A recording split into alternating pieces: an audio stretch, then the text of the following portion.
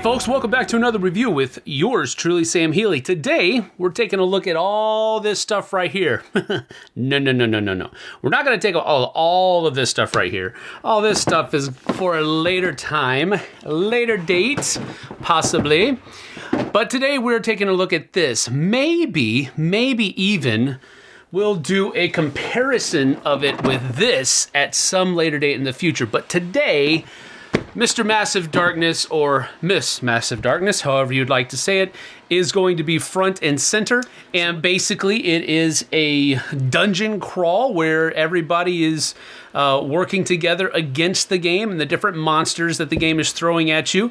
There's a lot of different things that are there. You can level up your people so that they get stronger. You can get better weapons, finding treasure. All of that is there, what you would expect from your your run-of-the-mill dungeon crawl-esque RPG type of game. So that's that. What's going to differentiate it from the pack, so to speak? There's a lot of those RPG games out there, and it seems like more are coming out. So did this do enough to distance itself from the rest of the pack, or is it just running with the group? Let's get down to the table, we'll take a look at it, and we'll come back with some final thoughts on the flip side.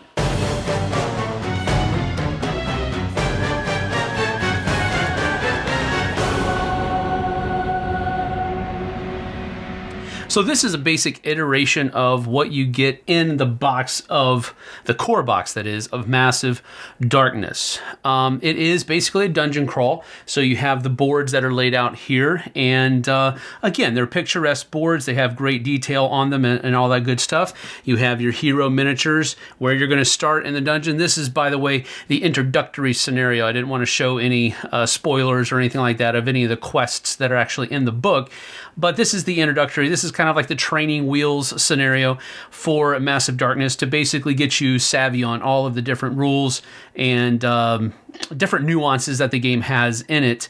Of course, you're going to get all of these really neat looking custom battle dice. You're getting a whole bunch of different kinds of cards, which is really kind of the engine on how the game is going to throw monsters at you and that type of stuff. And they do level up. So that's one of the first things, is that you have this level 1 part of the dungeon, basically the entrance of the dungeon. And as you go deeper into the dungeon, you're going to reach level 2 monsters and be able to unlock level 2 abilities for your heroes and all of that good kind of stuff. So it really does have a dungeon crawly feel to it. And there's a smattering with a hint of role-playing in it there, but it's really more of a dungeon crawl board game than it is an RPG board game, as far as I'm concerned. But we'll talk about that more later on. You're also going to be getting these Zombicide-esque player standards, I guess you could say, or placards that are going to hold your character card, and it's also going to track your health on this side, and it's going to track your experience down here. This is for the basic standard mode. You'll also be using the micro XP if you use the story mode. Basically, every 5 micro XP equals 1 regular XP in story mode. And so there's that. Basically, story mode, you level up a lot slower.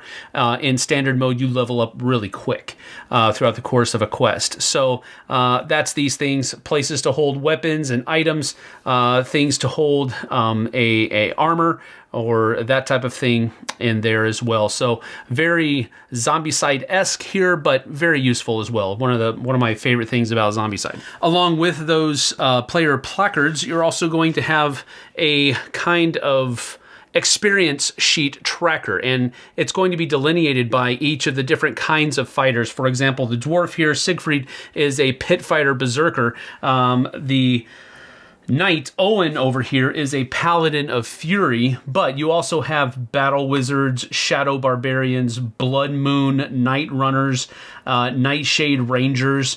So it just depends on what kind of character you pick here, what kind of stat sheet or what kind of experience points, and you can mix and match too. You don't have to go with what's depicted in the game. You can basically choose whatever you'd like to do, really, but they do give a general idea of a suggestion that you should go with. It just kind of fits the person that you're going for. And we'll talk about the character sheets and how they play in later on a little bit more as well. Of course, you get a whole bunch of tokens as well. I don't have everything out here just because I didn't have enough room for everything. But there you have that. Now, as far as how the game plays, it's really actually simple.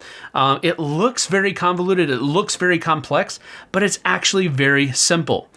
Generally speaking, each round is split up into 5 different phases. You've got the player's phase, which happens first. Then after that, you have the enemy's phase. And then after that, you have an experience phase where the heroes can spend the experience that they gained on that round, leveling up their characters or what have you. And then you also have the event phase where an event card is drawn and the effects of the event card are carried out. And then you have the end phase where basically any conditions might end, you clean up the board, what have you, and then you're ready to start the next round. Now, since the characters are pretty much the main point of the game, it's who you're going to be emulating, I guess you could say, or living vicariously throughout the course of the game. I do want to show you that. So first of all, each character sheet, character card rather, first of all, has a shadow mode skill. So basically, Siegfried here, he gets attack +1. He gets 1 extra hit, basically, or damage, whenever he's attacking in a shadow place. So if you look on the board here, all of these different places that are kind of darker than all of the other ones, those are called shadow spots or squares, zones, shadow zones on the board.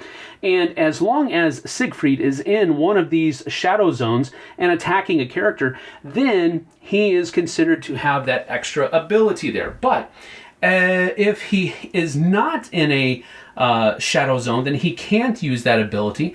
This one here, the special skill Revenge, is something that he can always use no matter where he is. So here it says when Siegfried takes 1 or more wounds from an enemy attack, you may inflict 1 wound to the attacker.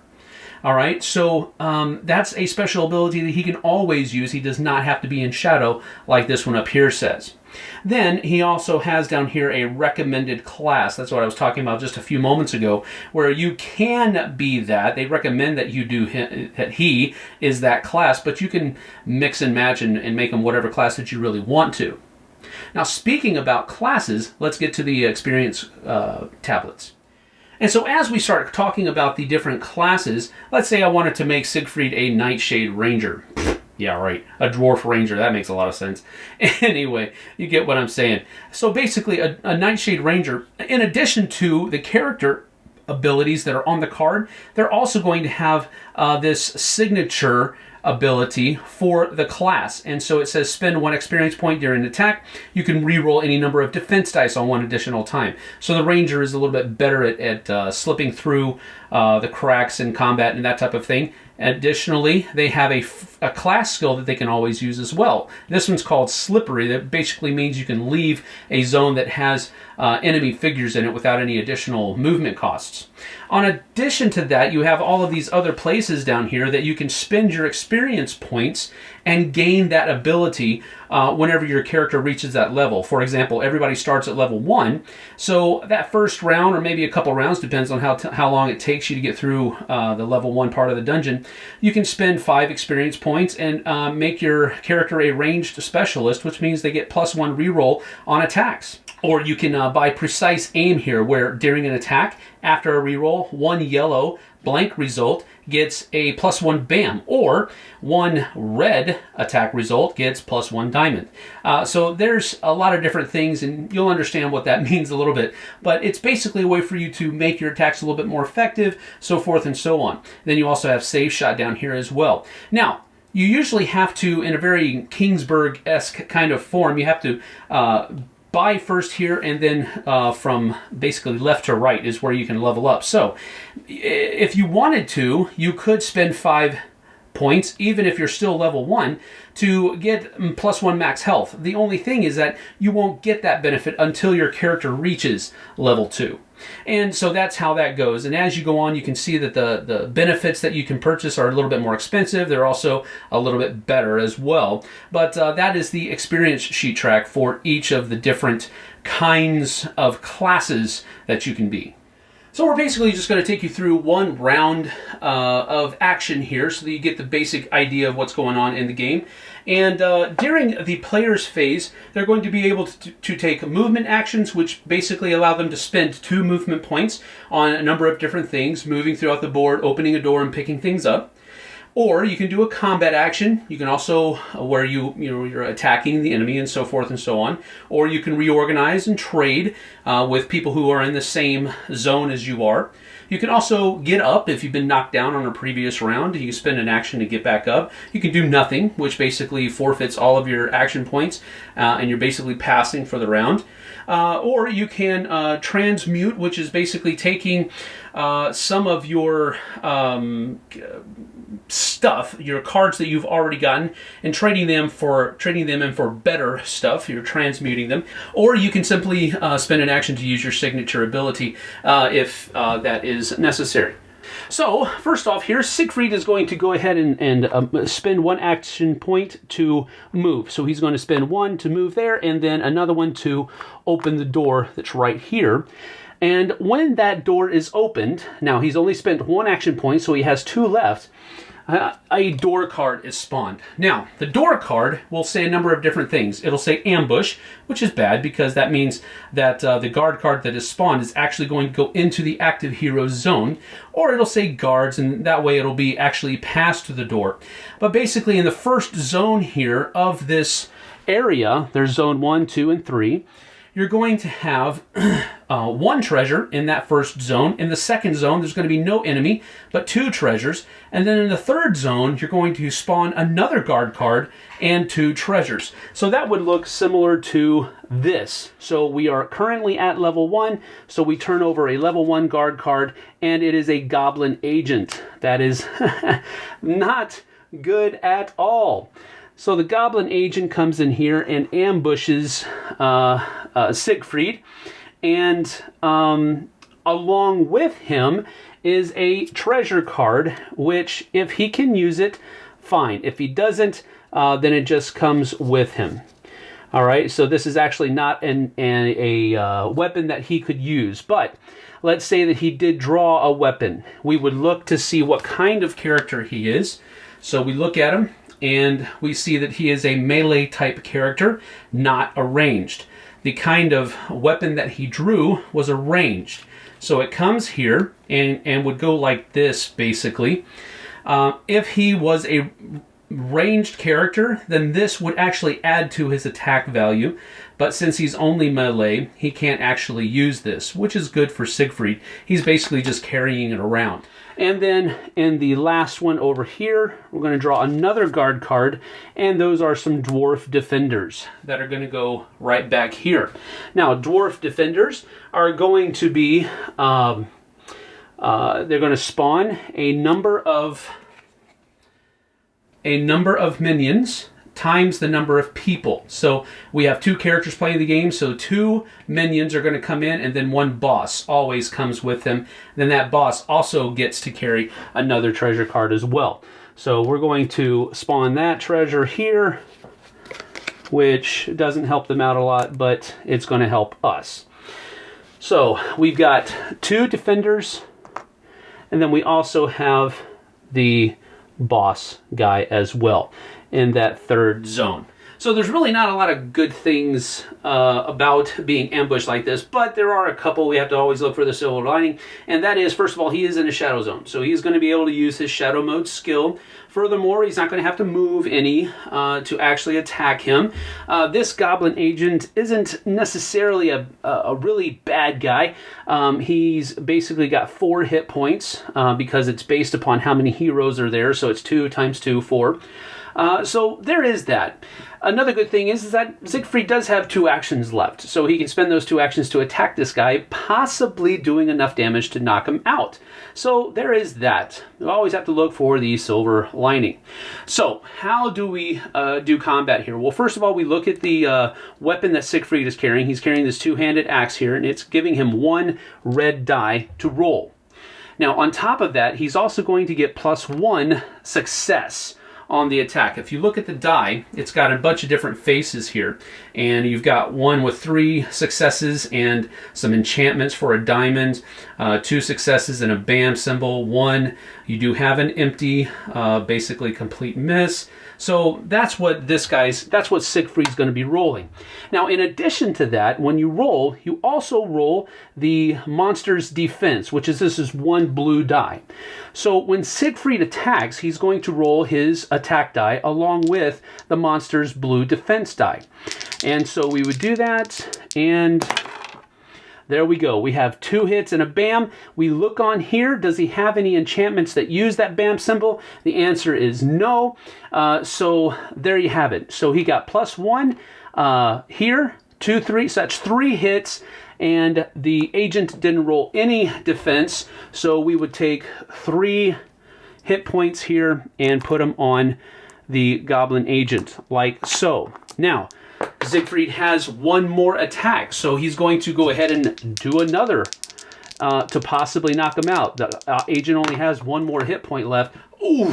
All right, so this is actually pretty cool because we did 1, 2, 3 damage, and there was 1 defense from the goblin agent. So that knocks out our +1 attack from shadow mode, but these 2 still land. He only had 1 hit point left, so this guy actually does go away. Bam! At that point, both heroes would get 4 experience points because the party killed an agent. Now, he has 1 more ability to work with, so he's gonna go ahead and move in here and say, "Hey, what's up? I'm over here." And that would be the end of Siegfried's action. So now Owen would be able to go, and he's just simply going to spend 1, 2, that's 1 action. And then for his second action, he's going to pick up this treasure right here, which gives him 1 treasure card, which is a great sword. It's a 2-handed weapon, but it gives him 1 red die. And it also, if he rolls that enchantment of a BAM, he also gets another +1 attack. So maybe he would want to get rid of both of these 2 long swords because he's just rolling 2 yellow dice here instead of 1 red. I don't know. We'll see. Maybe, yeah, that's what he'll do. He'll put that long sword in there. So that was 1, 2 to pick up, and then I think he'll just basically do nothing, and that'll forfeit the rest of his ability there. Now we would move on to the enemies phase. Now in the enemies phase, all enemies on the board are activated. There's only 1 group of enemy on the board right now, the Dwarf Defenders. And basically what they would do is they would first of all try to attack. Well, they're a melee kind of minion, so they can't attack them because we're not in melee form. So they're going to move 1 zone toward their target. So they're going to move 1 zone here, just like so. And then they're going to try to attack again. Well, they can't because they're melee people, and we're at range still. So then they're going to move again, boom, and then their turn is over. Now, for example, if Owen had not, if he had moved in here instead of just passing on that last action, the dwarves would have moved 1. Well, they would have tried to attack. They wouldn't have been able to. They would have moved 1, and then they would have tried to attack again, which means Owen would have been attacked right there. And then we go to the experience phase. In the experience phase, forgot to mark this. Owen also got 4 for the death of that agent. They would be able to look at their experience sheets that I showed you earlier and see if they can afford any of these. Well, since the lowest is 5, they can't actually afford any more levels up right now. So we're going to actually skip the experience phase. And then we go to the event phase where we draw an event card and basically carry out what the card says. It says here that Shadow Blessing, heroes in shadow zones may heal 1. Well, we're in a light zone right now over here, so we can't actually heal 1, but if we had been here and we had damage to our character, we would have been able to heal 1. That's a good event. There are some in there, not a whole lot. There are also some bad events as well. And then the first player token would pass to the next player, which means Owen would be able to go first next turn. And we would go through another round, and we continue playing through that until the winning conditions of the scenario are met, or the losing conditions of the scenario are met. And basically what that means here is the main way you can lose, there are other ways I guess, but the main way you can lose is by dying too much. you have Lifebringer here, which is used in every scenario, and a number of tokens, 2 wound tokens, are placed on Lifebringer at the beginning of every scenario. And whenever there is a dead character at the end of a round, you remove one of the tokens from Lifebringer, and that hero comes back. It's kind of like a respawn. They come back full health, they stand up where they dropped, and so forth and so on. If a person ever dies and there are no more tokens on Lifebringer, then the game is over with the heroes having lost. Now, as my experience with this game is concerned, I really had a great time with it. I think that, first of all, this is cool mini or not, this is CMON. You know you're going to be getting quality miniatures in the box. You know that you're going to get a lot of quality miniatures in the box. So that kind of goes without saying. However, I do want to make sure that I say it because I do want to make that point. On top of that, you're going to be getting a lot of replayability because the number of ways that you can, the number of combinations that you can use with the different characters and the different classes, that's going to spawn a lot of replayability. You can play story mode or standard mode. That's going to spawn a lot of different kinds of replayability. Another pro is the kind of monsters that you're facing. It's still kind of run-of-the-mill dungeon crawling type stuff, but there's differences there. You know, the orc flayers are different than the orc enforcers. Then you have dwarf defenders. And when's the last time you went into a dungeon and faced a group of dwarves? You know, usually it's one of the heroes and the hero's going, hey, what are you guys doing in here? You know, that type of thing. So that's interesting as well. Having, you know, the giant spiders come out, the big, huge ogre mage, the Liliarch, which is kind of like a Medusa type character that comes out. There's a whole bunch of neat things as far as the monsters are concerned. It's not just your run-of-the-mill type stuff that you're going to be expecting. Another pro about the game is the fact that the hero upgrading system or the hero leveling up system in the standard game especially happens really fast, and I like that. I'm not so much a fan of the slow grind, slow build up, because quite frankly, I don't really have the time to play a whole lot of those games. So the story mode doesn't shine as much to me. It might be the one thing that you're really looking forward to, and that's fine and dandy. But for me, I love the rapid leveling up that the standard game gives you. Another pro for the game is the shadow zone mechanism. I really enjoyed that aspect of the game, and it's one of the real differentiating factors from some of the other dungeon crawlers that are out there. I like the fact that the kind of zone or the kind of the part of the dungeon that you're in might give you a little bit of an advantage over the monsters, and I like that. I really enjoyed that. I like also the fact that you can kind of maybe run away and hide from some of those monsters, because there are times, especially in the games that I played, where you can't face all of the monsters that are on the board. You have to get some of them out of there. And you really can't do that by fighting them. You can hide from the monsters and get them to kind of walk away from you, think that you've gone or you're not there anymore or what have you. Now, a couple of cons. First of all, I can just barely fit everything that comes in this box back in the box with all of its protective material because the box is made to hold all of the punch outs and all of the tokens and everything like that flat on those sheets of punchy outy thingies.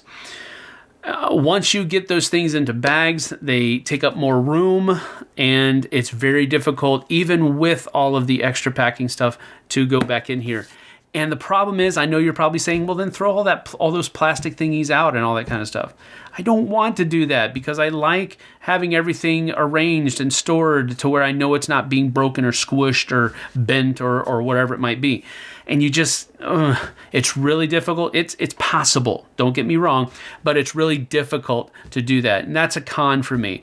One of the things that I don't like about all the Kickstarter games that are coming out is that there is so much that's there. And there's so much that has to be kept inside the box, even just in the core set, that it's difficult to make sure that everything is back in its right place. I mean, yeah, I get it. It's a first world problem. I understand that, but it's a con. It's a minor con, but it is definitely a con as far as I'm concerned, because I do like to have organized storage solutions. Now, another little minor tidbitty type of con for me is the fact that some of these miniatures look very similar and to some of the other ones. Now, especially the dwarven ones. The only real differentiating factor is the kind of weapons that they're carrying. Now, I understand that you should, after a lot of plays, and I've had a number of plays with this game, but after a number of plays, you will be able to differentiate them at the drop of a hat. But on the on-swing, the upswing, so to speak, on the onset of playing the game, it can be kind of confusing. Is it talking about, is this guard card talking about this guy, or is it talking about this guy over here? So you get the idea, hopefully, what I'm talking about. Is that really a huge deal? No, not really.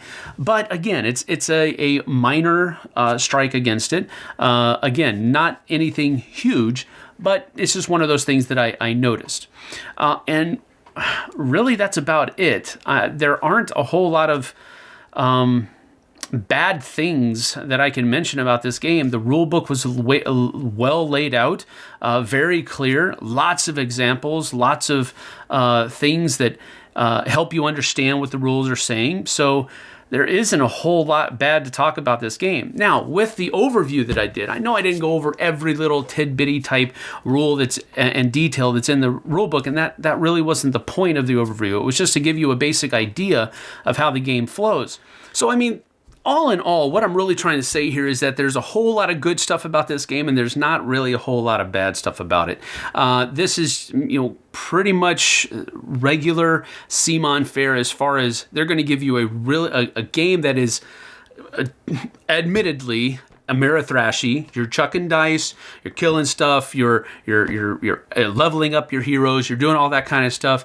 But at the same time, it's really, really fun. And it's in such a manner, and I was talking to the other guys about this earlier, this is a very non-complex game. This is a very simple game to play.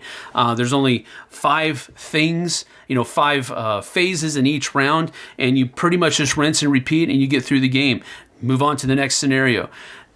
That's how this game is, but it's so fun to do that.